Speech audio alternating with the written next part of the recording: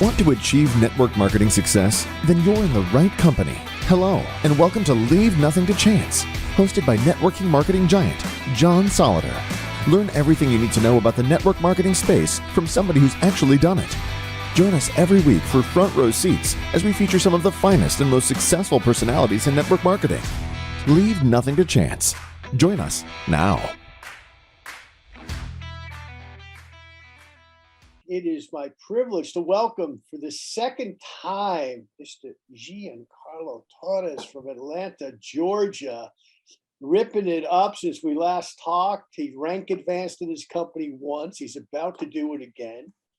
He's the ripe old age. By the way, if we have any young ladies out there that are single, he's the ripe old age of 24. He's making a lot of money. His mom is looking to marry him off. Okay. So just in case you're interested, ladies, okay, Mr. Gian-Carlo Torres is available. How are you, my friend? That's probably the best introduction any podcaster could do for me. And for free. For free, come on. One of those online dating services. There's one here in Dallas. I see they're building all the time. I can't think of the name of it. But yes, forget all that. Come to the John Solleder podcast. Hey, John, I'm doing great. You know, it's to talk to you. I mean, come on. It's a privilege. You know, I love it. Likewise. And, you know, you've come such a long way in such a short, you know, what to me is a short period of time. To you, it's been about 20% of your life at this age. But, you know, watching you kind of grow up in the industry and develop. And, you know, one of the things that I love about, you know, all our conversations is how much we talk about SD, self-development, and how important it is. And of course, you're a student of it. So how did your personal development start? It all started when I joined network marketing. I remember when I joined, you know, John, we get the kit. And in that kit, I opened the trading material because I was hungry. I wanted to know. And the first thing that I saw, I recommended 5 books. And one of the 5 books was your first Moving Up book, or sorry, the second edition of your Moving Up. And actually, that was the first time I even saw your name. I said, John Solleder, who's John Solleder? Then I found out that you were a big leader in our company. And I saw Secrets to the Millionaire's Mind by Harv Eker, Rich Dad, Poor Dad. I saw a couple books. And I remember I said, wow, you know what? If I really want to make this business my own, I have to get some. And I got Moving Up. Actually, I remember sending you a Facebook Messenger, actually. I said, hey, you know, this is Giancarlo. I'm just this guy in the company. You know, where can I buy your book? And you actually sent me a link. Oh, here it is. And I bought your book. And I think I read it like the first 3 days. And I remember I also bought Secrets to the Millionaire's Mind, which kind of changed my mindset with money in general. I noticed that I didn't have a good money mindset. And till that, when I bought my first book, it gave me this fire inside. So I had a big desire when I started this business. Personal development added to that fire. And till from my first book, what I can say is that I made it a habit to do something involving self-development every single day. That could be a book, that could be a podcast, that could be a video, that could even be sometime with a mentor. That's self-development. And I've never stopped since. And from what I can tell you, John, and of course, you know, like we'll talk about this more in the conversation. In business and in life, there's up and downs, as you know. Mm-hmm. And what's going to keep you in the game is self-development. I can say that with all the certainty in the world. If you don't feed yourself and your mindset, when the challenges come, because they will come, you're going to give up. And I think that's the best part about self-development. So let's talk about being intentional. Why should you be intentional in your self-development? Because in today's world, there are so many distractions. Let's talk about social media. Okay. Social media is a great tool, John. You and I have spoken about this many times with our business. It's an incredible tool for business. Awesome. It's a good tool also to talk to the family. I love social media. But if you don't know how to use social media, it can distract you in many ways. Everybody wants to sell you something online. Everybody wants to distract you somehow. And if you're not careful, your whole life is either watching a TV show, watching a movie in your free time, or using social media, because everybody wants to distract you. And social media is not intentional. Everybody just uses it. Nobody thinks about using social media. You just go to your phone, tap on Instagram, Facebook, and you're using it for hours sometimes. So social media has this power, and the internet has this power that doesn't have to be intentional. But not self-development, because self-development, John, is like exercise. Self-development is like doing a business. Not everything in self-development is fun. Not everything in exercising is fun. Not everything in business is fun. There's a lot of things that I don't like about exercising, and I know probably maybe you're the same. Well, there's some things in business that I don't like either. But the more you do it, the more you know that, hey, I have to do this, and because I love to do it. So self-development is the same. One of my favorite authors, John, is John Maxwell, as you know, and he talks about that nobody accidentally succeeds. Nobody. And for you to succeed in anything, you have to be intentional. And a personal growth plan has to be intentional. Because what happens, John? You know how they say that, for example, how money can change people. Okay? And money, if you have a lot of money, it just shows your character. Now, what happens? Let's say, John, that someone gets into network marketing or just business in general. They succeed because they have this amazing skills. They make a lot of money. They become wealthy. But they had the skills, but they didn't grow the personal growth. Now, what happens? Now they have this great wealth, this great company. But since they weren't intentional in their personal growth, they might become greedier with their money. They might mismanage their money, and they might be extremely unhappy because they weren't intentional with their personal growth. So when you come into business or life in general, and you're intentional in personal growth, and then you're also intentional in your actions, then what happens? Once you do get what you desire, then your personal growth is going to match. But if that doesn't happen, John, and then if you're not intentional on this, you're going to get, or maybe, you're maybe going to get what you want, but then you're going to be super confused. And that's just one scenario. The other scenario, okay, is that personal growth, once you're intentional on personal growth, many things that seem hard don't seem that hard anymore. It expands your mind in such an amazing way. For example, like when I got into network marketing and I saw these ranks, the top rank of our company, I saw the points and I said, oh my God, I don't think I could ever do that.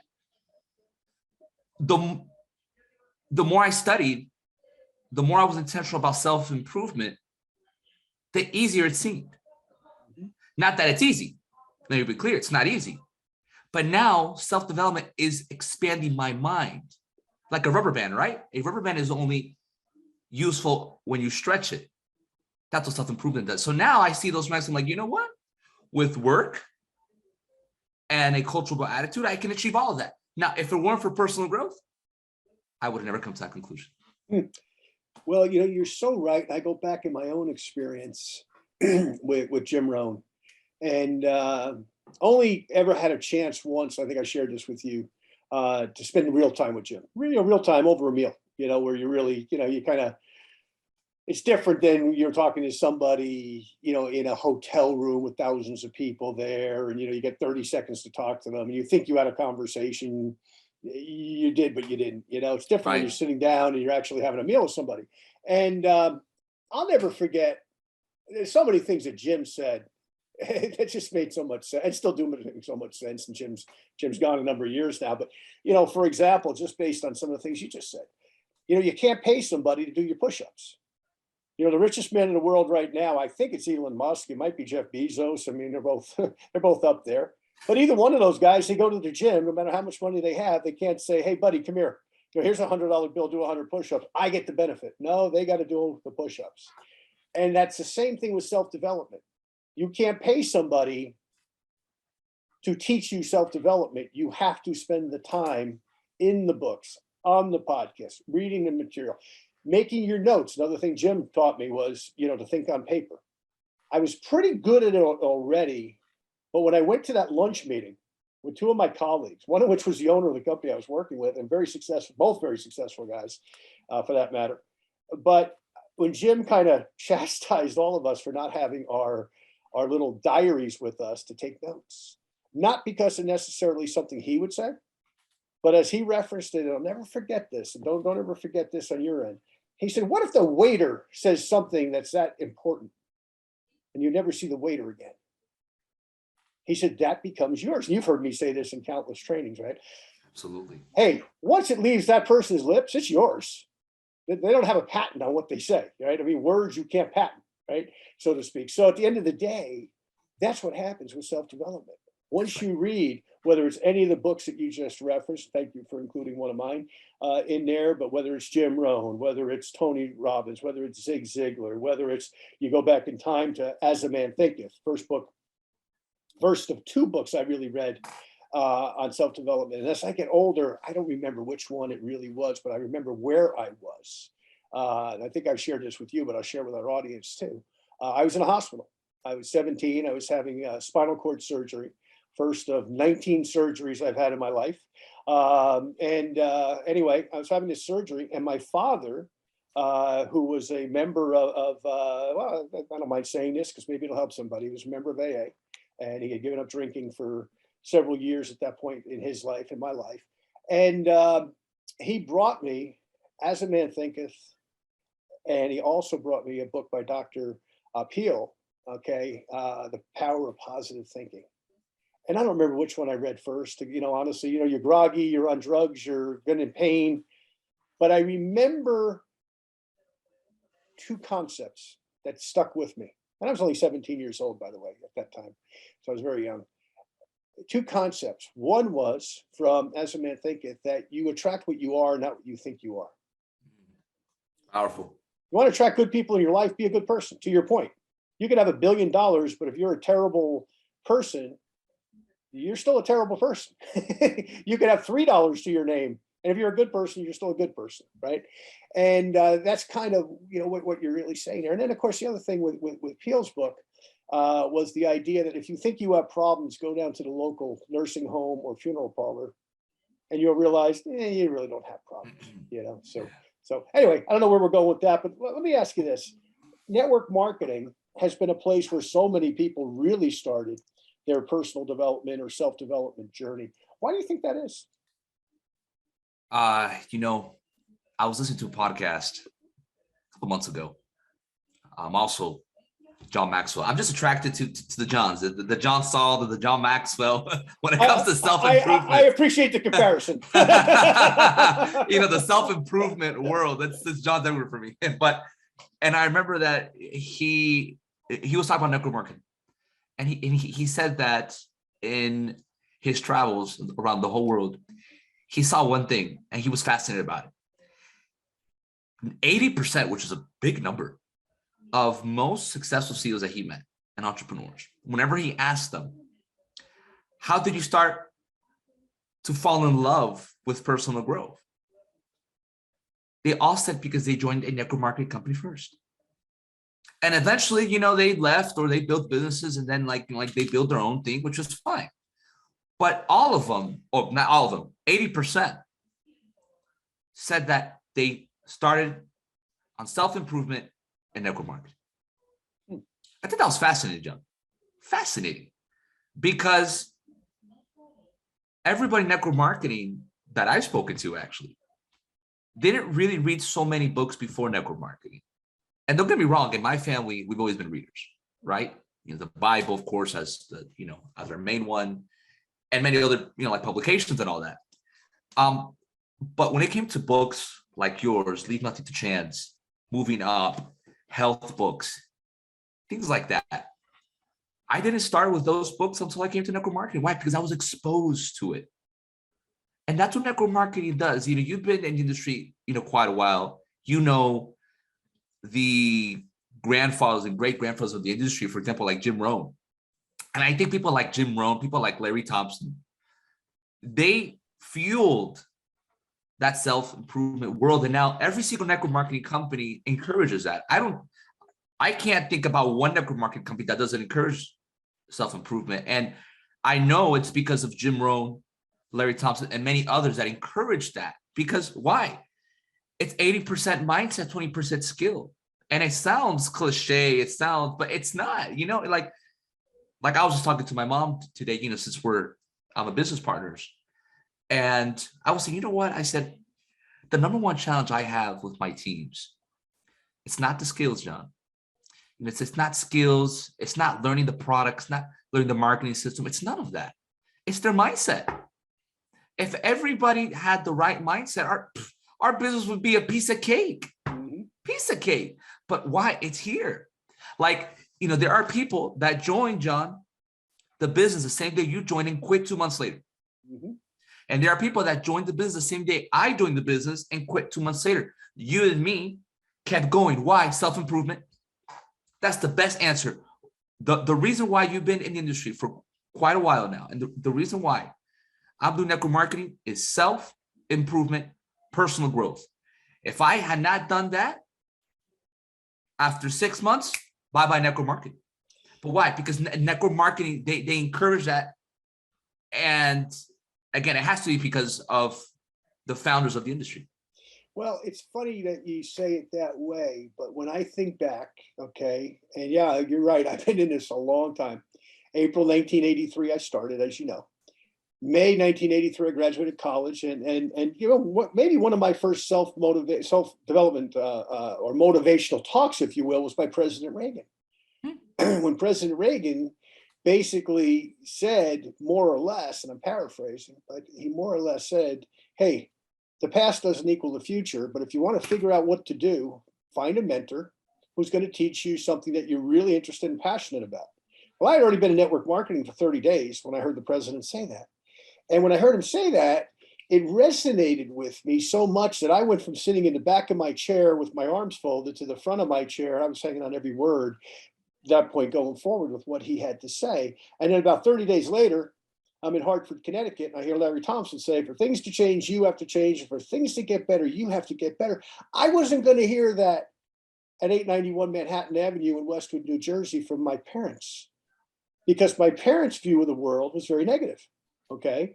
My dad was a union guy, nothing wrong with being a union guy, proud that I come from a union family. But at the end of the day, my dad looked at anybody in business with distrust, fair or unfair. He had some contractors be unscrupulous with him. He also had some that treated him like part of the family. Okay. But at the end of the day, he always felt like they were trying to get over on the working guy. Okay. My mother had pretty much the same position. So I was raised that way with this jaded opinion of people in business. And all of a sudden I hear Reagan say that, and I hear Thompson say that 30 days later. And all of a sudden I realize, hey, wait a minute. If I want to have a different life than my parents had, I was going to have to do some things differently than my parents did. Well, if I never walked into the doors of that network marketing company 60 days before that, I never would have heard those words. How would I? I wasn't going to hear them doing it, whatever else I might have done for a living. Maybe I would have heard something similar, but in network marketing, I heard them, and I heard them at a tender age, just like yourself. I heard this stuff when I really needed it. When I was young, broke, hungry, wanted an opportunity for myself, my family, wanted to live a better life than my folks had lived. And eventually that shifts from you to your family, and then it shifts from you to your family to your neighborhood, and then it shifts from, hey, how do I make it a better world? Once you really get into self-development, you realize, hey, what I do may impact me, and it may impact my kids, but it also is going to impact my next door neighbor and how I live my life. Okay. And I was just sharing today, good friend of mine just moved up to Johnson City, Tennessee a couple of weeks ago. So I was talking to another friend in the industry in Virginia, and I didn't know the distance between the two cities where she lives, where he's moved. But we were talking about that, and I said, yeah, I've got another friend in Nashville. And this was a guy who was 18 when I met him. Actually, he was 17 when I met him. And I had a ranch, believe it or not, in Texas. This New York, New Jersey guy had a ranch in Texas, believe it or not.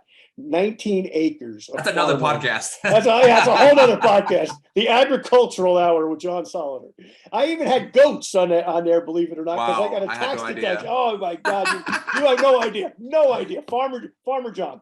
But I was traveling a lot, obviously, to build my businesses at that time, and I was doing a lot of public speaking on top of it, and a lot of consulting and network marketing. So I was here and gone, and I was single. So I had this big ranch. I got all these animals. So this young guy knocks on my door one day and says, "Would you like some help on your ranch?" So I gave him a job, right? A local kid, I lived down the street. And anyway, long story short, he came to me when he turned 18 and was graduating high school. And unfortunately, he didn't have a dad. And he came to me for a little bit of fatherly advice. And he decided that he was looking at the Marine Corps. And I encouraged him. I said that would be a good place for him. He went in for 2 years. He got out. Actually, no, he did re-up another 2 years. He actually spent 4 years.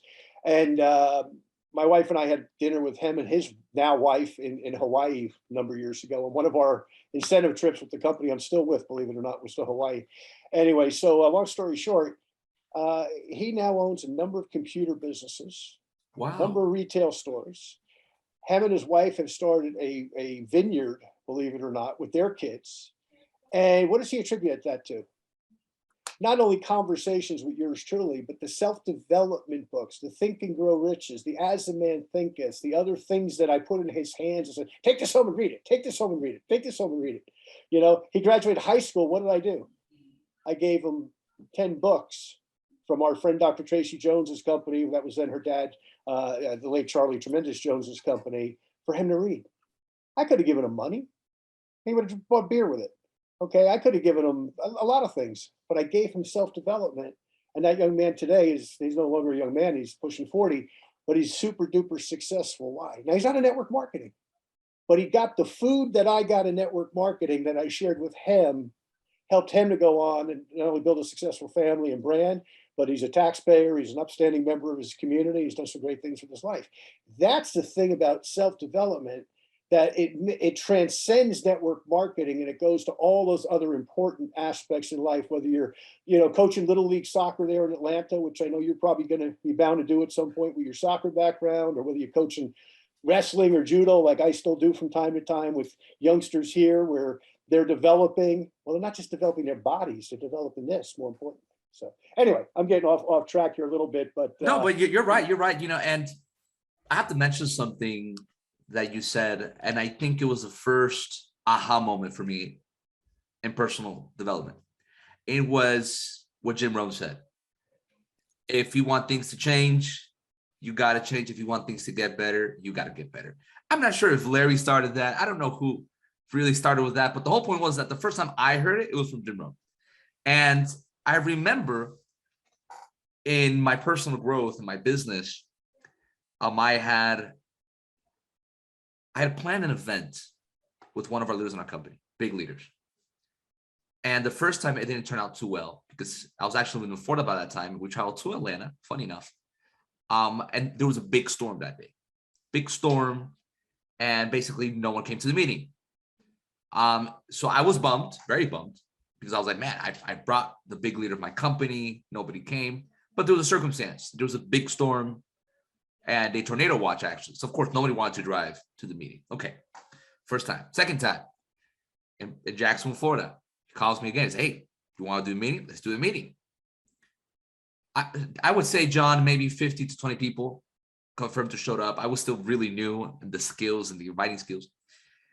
And no one came, basically. I think it was my parents supported me, my little brother Diego, a good friend of mine who could support me, some random person I had invited online who never even bought the product, and another friend. So I think it was like 4 or 5, 6, about half of my family. It was an embarrassment.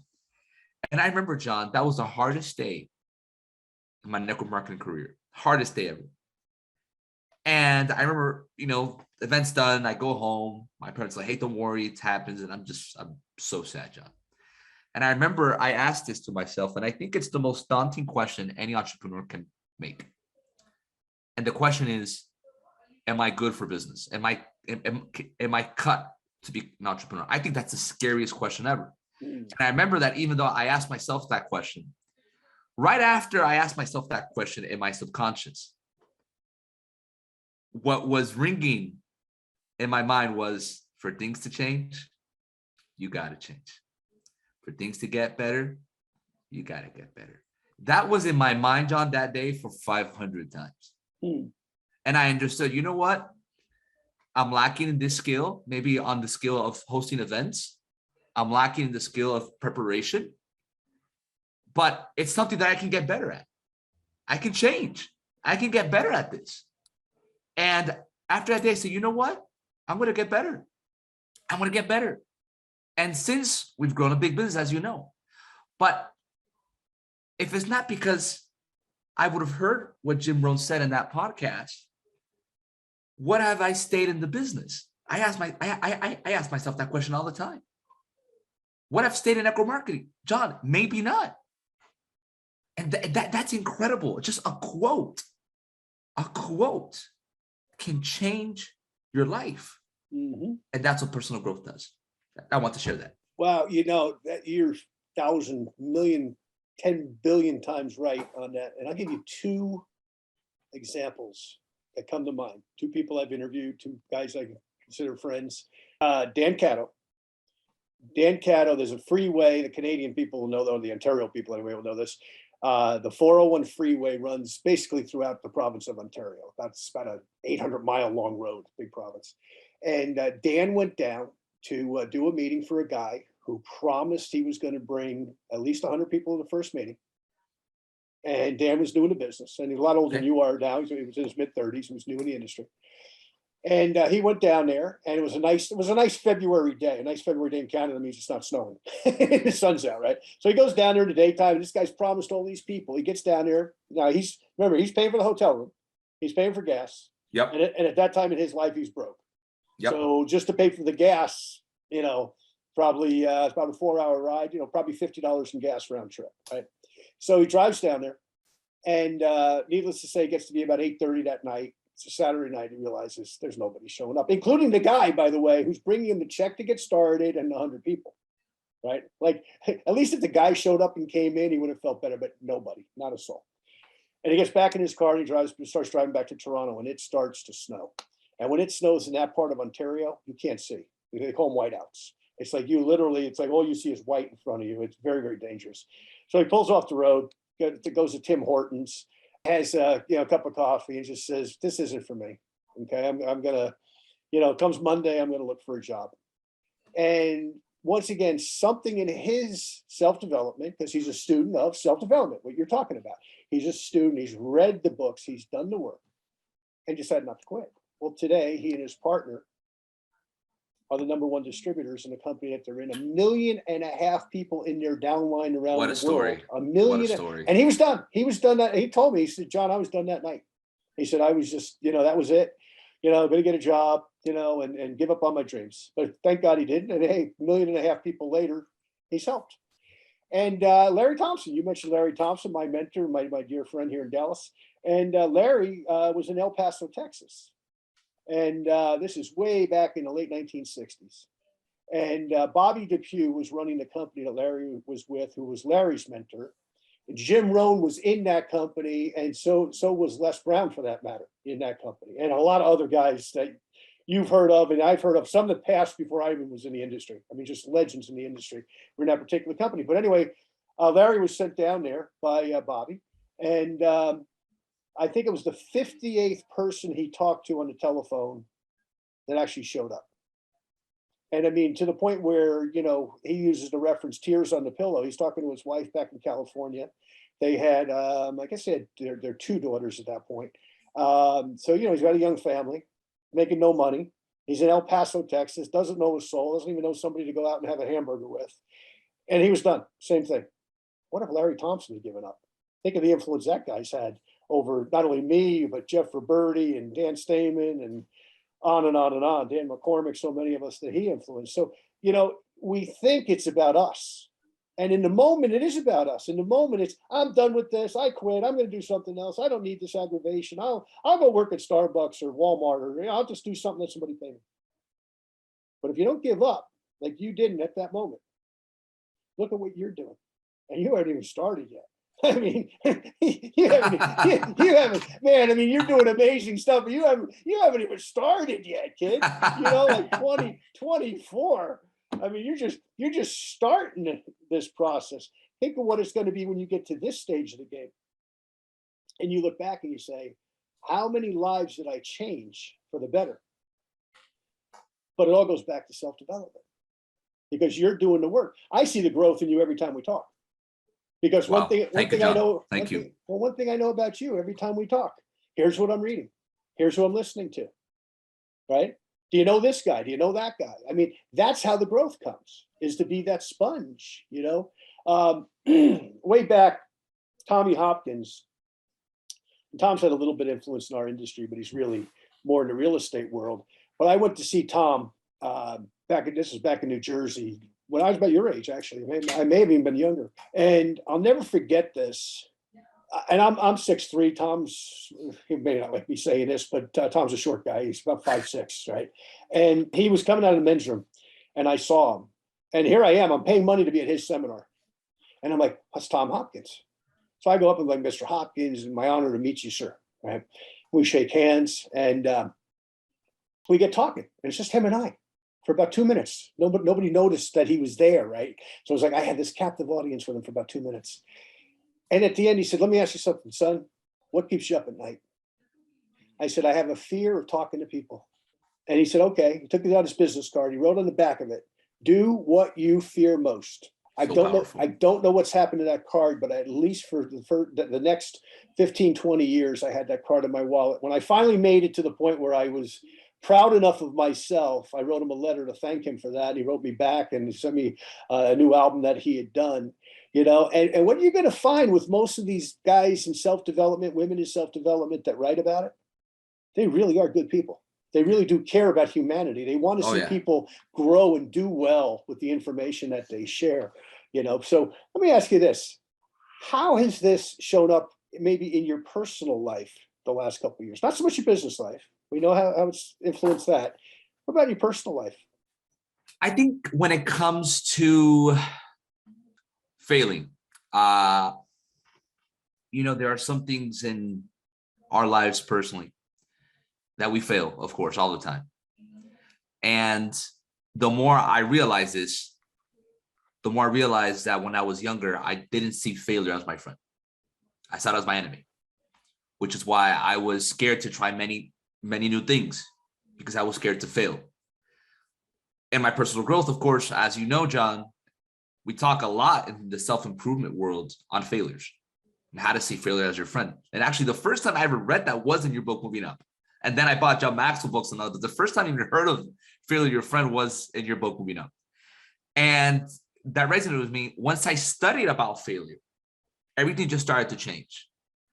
So when it came to problems with certain relationships, certain people, situations and circumstances, like in my life, like in my personal life, changes. Like for example, like as you know, my little brother Diego is right now serving in volunteer work in New York. And whoever knows me, knows my family, knows that Diego's my best friend. We were always together. We've laughed together. We've cried together. And the month of January, and I'm going to share this publicly, it doesn't matter. It was one of the toughest months in my life, because he left December 30th, and we left him there, but because of the whole COVID situation, you know, it was kind of limited, the mask and everything else. So even though, of course, you know, we said goodbye, it was a cold goodbye, you know, because, you know, just right now what we're going through in the world. And the month of January, when we came back from New York, John, and for the ones that are watching and listening, I was fine. You know, I was in the airplane fine, you know, with my friend who came with us, and, you know, like, we're eating burgers and just traveling, just talking about him, and, you know, like how proud we are. We arrive at our house. I go to his room, and I see his toys, his gadgets, and his pictures, and John, I cried so much for such a long time, and not many people know this. And my parents, of course, were so sad to you know, to just arrive back home and not be with it. devastating. And the month of January, everything I did was just kind of mechanical, spiritually talking, in business. I was just not there. I was so lost. And my friends saw it. They were like, you're kind of lost, aren't you? And I'm like, yeah, I am. I am kind of lost. And now in February, we're getting back on track. And one of the things about personal growth, to kind of follow just a little bit more about what you're talking about, John, on how it's affected me personally. Personal growth, and I really want to emphasize this because it's so true. It's not only reading books or listening to podcasts. Personal growth is having mentors like yourself. Not only having mentors, but having those mentors as your friends. Like one thing is reading the book of John Solleder, which is awesome. I love it. But if I asked you, John, okay, you can read 10 books of Jim Rohn, or you can have a chance to talk to Jim Rohn one more time for an hour. Which one would you pick? Oh, obvious. Obviously, yep. Conversation. That hour could be 500 books. And then so recently, I have a good friend who's a mentor of mine. And, I'm telling him what I'm talking about him kind of sentimental, kind of sad. And I was expecting him more like empathetic. Hey, I understand. And this friend of mine has been empathetic. But he realized that that's not what I needed. He just woke me up. It's like, bro, you're just too sentimental right now. And he just kind of, he sent me articles and publications on that topic. And after that, John, I for a second, I was kind of mad. Like, man, he didn't show me empathy. But then I was like, wait a second. That's exactly what I needed. That the day after, John, I felt like my emotions from being kind of stuck just woke up. That's what I needed. So that's personal growth. And that same week, he said, hey, Giancarlo, if you have an hour through FaceTime, let's talk. He gave me an hour mentorship. You think I appreciate that? Absolutely. This podcast right now, of course, this podcast, you and me are friends, we're buddies, we love to talk. But this podcast, John, is not for you and I. This podcast is for the people. That's the only reason why we do this. If this podcast were not shared to people, there's no reason to do this. We'll just talk through the phone. There's no reason. But we're doing this because we love people. We want to get better. But this podcast is mentorship. So, one of the things that I want to share about personal growth is that personal growth is find the right books that will improve where you're trying to improve. First of all, find the right podcast. Leave Nothing to Chance is an amazing podcast that has helped my teams, has helped many people. It's an amazing podcast. Not only Leaving Nothing to Chance is the podcast, there's also many podcast channels, but Leaving Nothing to Chance is one of them. Mentors, cannot emphasize more mentors. Okay. The more I grew up, the more I realized that my parents, who I'm eternally grateful, intentionally put my siblings and I in places where everybody was bigger than us. Everybody was faster than us. Everybody was bigger than us. And I didn't realize how amazing that was until recently. I was like, wait a second. My parents put us here, put us there, with people so much better than us. But that had a stretch. Had a stretch. And these people who are like 20, 30 years older are still my friends nowadays. But why? They helped me when I was 12, 13 years old, John. Like you helped that farm boy. And many of the things that I quote is because of them. But why? Because they did this. So another part about personal growth is to intentionally be in places where you're not that good. For example, network marketing. Go back to network marketing. The events that network marketing hosts or our conventions. For example, next month, of course, we have the convention for our company. I love these conventions for many reasons, but one of the reasons is because everybody's better than bigger than me. Everybody is faster. They talk better. They communicate better. They sell better. And then I'm privileged, John, to get my notebook and write all of that and then talk to them and then maybe interview them and then maybe even text them. That's how I met you. But why? Because I got my notebook. I wrote. I love those events because I noticed, man, I'm not that good.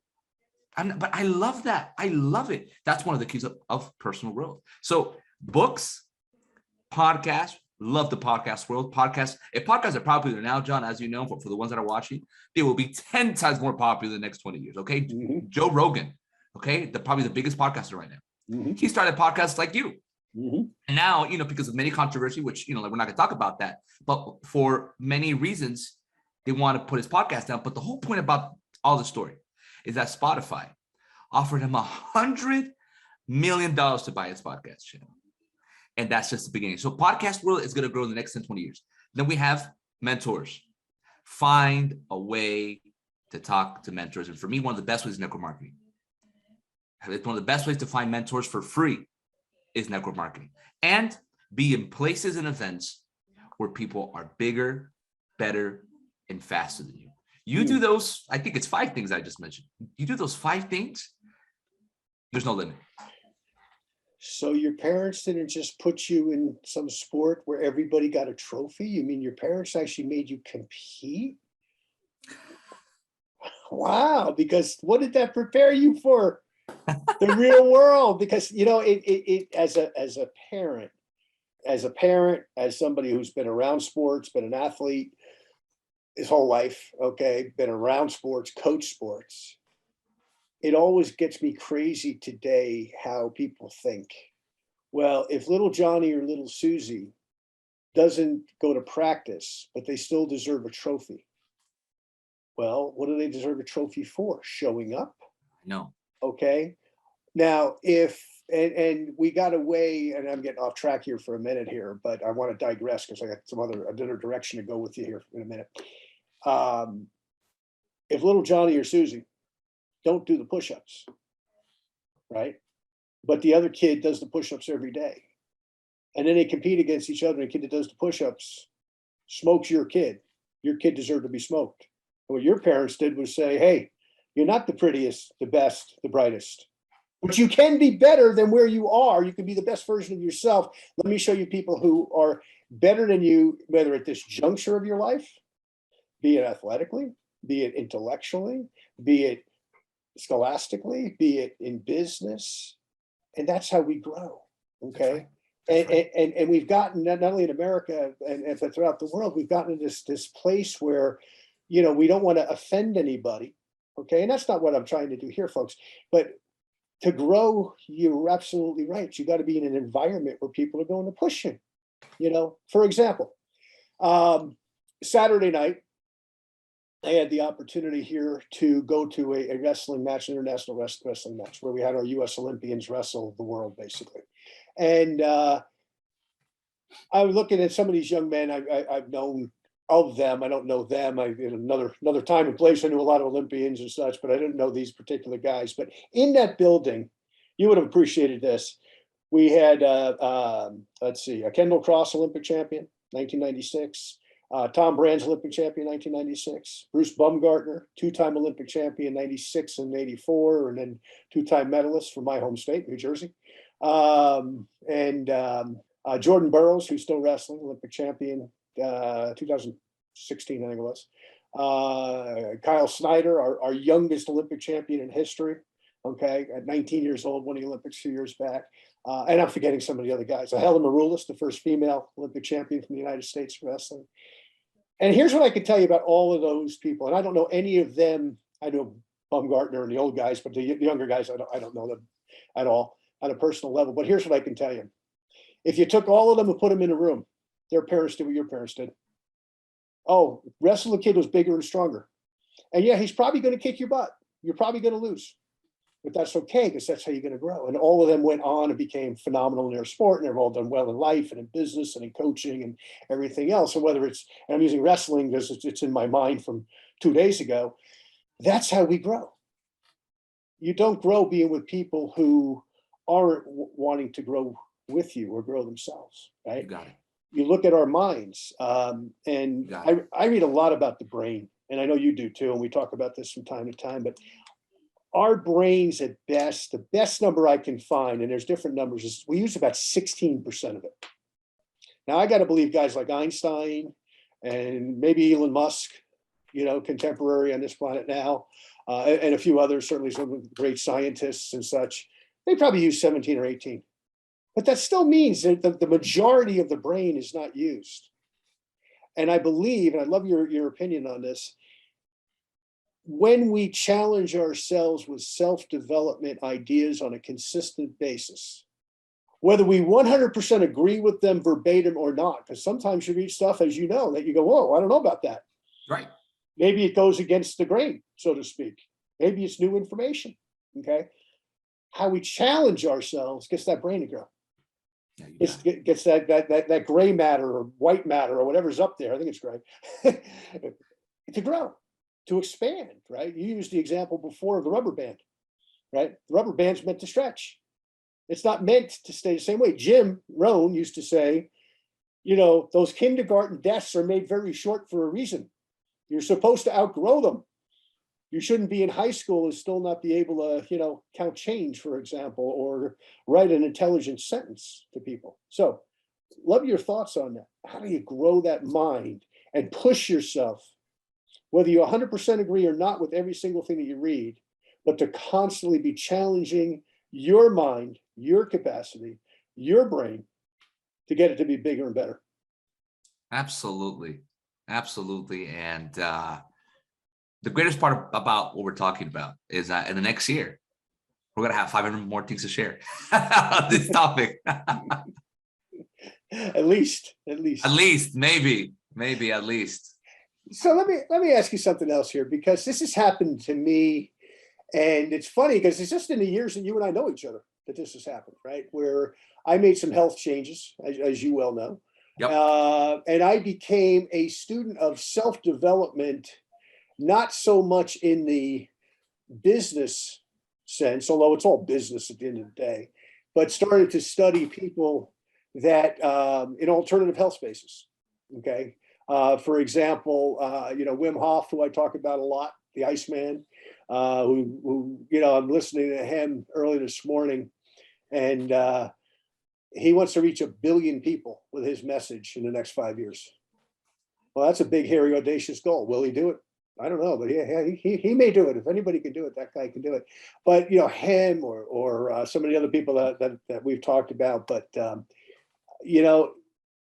how have you stepped out of the network marketing space, maybe in your own development overall and other things, but you've used the self-development tools of a Wim Hof, a David Avocado Wolf, a Jack LaLanne, going back in time to my parents' generation, not yours. Your parents were in my generation, or any of these people that are alternative type of people. The Juice Man, for example. Okay, Jay Kordich, for example. How have you, whether it's in health or whether it's in some other area of your life, how have you used that training in self-development to say, hey, there's something else that I'm really interested in. Let me find out who the authorities are over there and what they have to say. It all starts with actually my parents' journey when my mom had cancer almost 20 years ago. Like when you get a disease like cancer, okay, you challenge all of your thinking. You say, wait a second, whatever I thought I was doing that was good, clearly it's not good because I have cancer. So you start to change your thinking already. And my parents, they decided to not only use conventional medicine, but they decided to use natural medicine, which was kind of where I got passionate about natural medicine in general, because of what they did. And what's amazing is that, again, we're super grateful. She's alive. She's super healthy, as you know, great entrepreneur, great person in volunteer work. But many of the things that we did or that they did 20 years ago, they don't do nowadays. Completely different. And a lot has to do with that self-improvement. And for example, I'll just talk about some doctors, okay, when it comes to health in general. Dr. Mike Hyman, which I think is phenomenal. I'm a functional doctor. And he has a book, and it's called, I think, What's It Eats. I have the books somewhere, but he has many books on that. And he breaks down a lot of things that we used to believe that was bad, but they're not good. For example, like fats in food. As you know, fats in foods like avocado are fantastic for you. 80s or 90s, they were saying that was bad for you. Of course, I'm no doctor, so I'm not going to make any claim on that. But things like that, hey, 20 years ago, my parents and I thought it was bad. Now, by reading that, by starting this self-development exercise, I read that and I said, wait a second, that's right. This is pretty good. And now I would say 80% of the things that we thought that was healthy 20 years ago, you don't realize that are not healthy nowadays. And just, again, self-development. I was traveling from New York to Georgia, as you know. And I saw that Tony Robbins has a new book on health, like 400 pages. And he interviews lots of doctors. I got the book, bought it, showed it to my parents, and my parents said, I know what you're gonna do now. You're just gonna be stuck in that book, aren't you? Because that's what I do. But now I'm reading about all these new therapies, all these new alternatives, why? Because I made the self-improvement and exercise. So now with health, for example, I'm now reading. What am I doing wrong? What's wrong? What did I think it was wrong? That's not wrong. And I was just reading something actually just right before the podcast that I loved. I'm going to quote it right now before we keep going. And it's an amazing quote because it's so true. It says, okay, there you go. You have to continue to learn, unlearn, and relearn. Huh. I love that. We have to continue to learn, unlearn, and relearn. That's in every part of our lives. In this case, health is one of them. Makes sense. Sometimes what we think it's good because mom and dad did it, maybe grandma did. And look, I'm going to say something and it's true. Maybe mom and dad were wrong. Yeah. Maybe grandma was wrong. And I know sometimes that hurts our feelings a little bit. Not because they're bad people. Of course not. We're not saying that. Absolutely not. But maybe they were wrong. Maybe what they said about these type of people were wrong. Maybe if grandma said that fat was bad, maybe she just, not that she was wrong. She didn't have the right information. Let's change that a little bit. Mm-hmm. She didn't have the right information. Maybe they didn't know. Some people say, oh, I heard that network marketing is pyramid schemes. Well, you're wrong, first of all. Second of all, because I heard that a friend told me, oh, maybe your friend was wrong. Mm-hmm. Mm-hmm. Maybe, but we have to continually learn, unlearn, and relearn. Well, it's funny you say that because I was saying this morning to a doctor friend of mine that I was quoting Jacques Lalanne, and I said, Jack had a lot of great expressions. Jack was one of the people don't know this. Jack was one of the people who really helped create the self-development industry that we know today. No, I had no idea. Actually, things he was doing in the 1950s and 60s. Believe it or not, he's quite a guy. But never met him, unfortunately. Keith Hooper had met him at one point. But anyway, Jack always said, "Nutrition is king, exercise is queen. You put them together, you got a kingdom." I love that. I love it. And I think that from a health standpoint, but when we say health, we always think it's, hey, I'm at the gym and my arms are big, or I'm benching a lot, or I'm squatting a lot, or I'm, you know what I mean? And yeah, all that's true. But it goes so far beyond that when we talk about health, because health is mental, it's physical, it's spiritual. It's not one area. And sometimes you might get one right. If you got the other two wrong, or you ignore the other two, you don't grow. And it goes back to, once again, self-development is a continual pursuit, in my opinion, of asking more questions. And that's, that book by Tony Robbins. I'm going to pick that book up, by the way. I didn't know that he had done that, but Tony was the one. I met Tony a number of years ago at an event in California. And Tony shared with me, he was drinking what we used to call swamp water, which was green drinks. He was the first green drink guy I ever met. And he got a lot of the network marketing companies that he went in and spoke to. He got a lot of them selling green drinks, believe it or not. So, it's like, he's never been a distributor in the industry, but boy, talk about a guy who's had influence in our industry and just about every other industry for that matter. But I got to pick that up. That's we'll compare notes on that one. I'm sure he just released his book actually like a month ago. I haven't been in a bookstore. I'm embarrassed to say this, probably in a month. So I didn't even know he had, but that's terrible, John. Oh, I know. I've been busy. I've been doing podcasts and all kinds of network marketing stuff, but and jumping in cold water. But you're absolutely right. And just, for the benefit of the audience, folks, what we're talking about here, whatever you're interested in, there's authoritative people in it, okay, that you can study, be it by YouTube, by books, by podcasts, by other medias. Okay, take the time, invest the money, okay, in yourself, in your self-development. Obviously, if you listen to our show, your network marketing. Obviously, we've mentioned some names here, and there's a lot more. But Gian-Carlo, just kind of to wrap up, I know you've had some crazy success recently in your business. What's ahead? Tell me what 20 years from now looks like for you. You're a 40-plus-year-old guy at that point. What are you going to accomplish between now and 20 years from now? Well, one of my friend entrepreneurs, he once said that what drives him is growth and contribution. He says, if I'm growing, but I'm not contributing, I'm empty. He says, if I'm contributing, but I'm not growing, I'm bored. He said, I need both. I need to be constantly growing and I need to be constantly contributing. I would say in the next 20 years, that's going to be my focus. Spiritually, business, relationships. I want to grow in all of those avenues, all of it, and accomplish so many more goals. But all of these goals are completely connected to contribution. Everything. I was just thinking about some professions that people earn a lot of money, but they're not connected to contribution. I was thinking, I could never do that. But once you have both, it's incredible. It's fuel. You never want to stop. So in the next 20 years, to answer your question, I'm just obsessed right now to intentionally grow and contribute. Again, spiritually, financially, business, continue to learn I'm going to continue to unlearn. Okay. I'm going to continue to fail and just learn this process. And I know that with this attitude, and of course, good health, hopefully, we'll go a long way.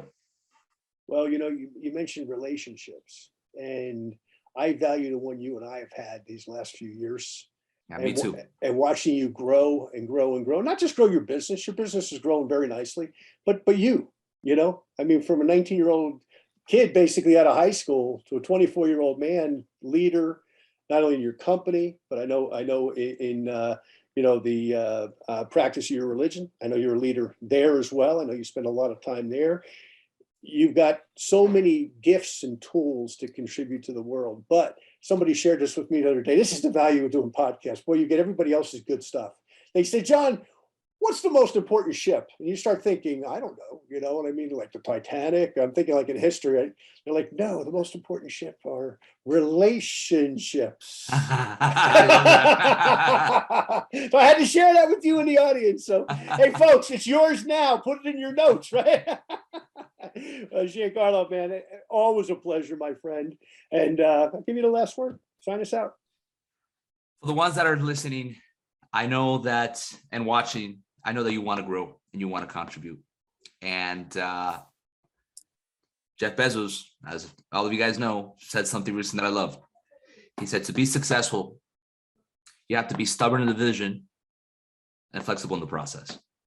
That's my message for everybody who's watching, listening. Because if you're listening and watching to leaving nothing to chance, you want to grow and you want to contribute. This is your step to personal growth. It's your step to greatness. But just don't forget to be stubborn in the vision and flexible in the process, because life is going super quick. You have to change. You have to change. You have to adapt. So that's a message for all of you, John. I love this podcast.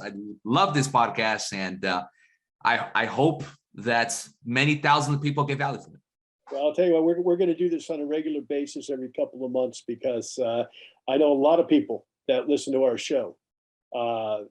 They come back to me and they're like, how's that young guy from Atlanta doing? Really? He's doing great. He's doing great. So now some of it's moms looking for daughters to have a young guy that's going in the right direction in a lot of ways here. But I haven't shared your phone number yet. But I'm gonna start a new business brokering to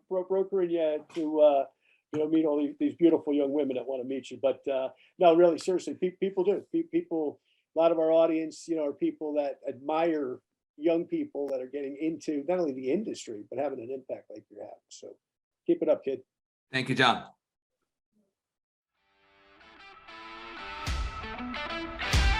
Thank you for listening to this week's episode of Leave Nothing to Chance. If you want to know more about what it takes to succeed in the network marketing space, join us again next week for another amazing episode. For additional resources and to connect with John Solleder, visit leavingnothingtochance.com. Don't forget to leave a review, and we'll see you next time.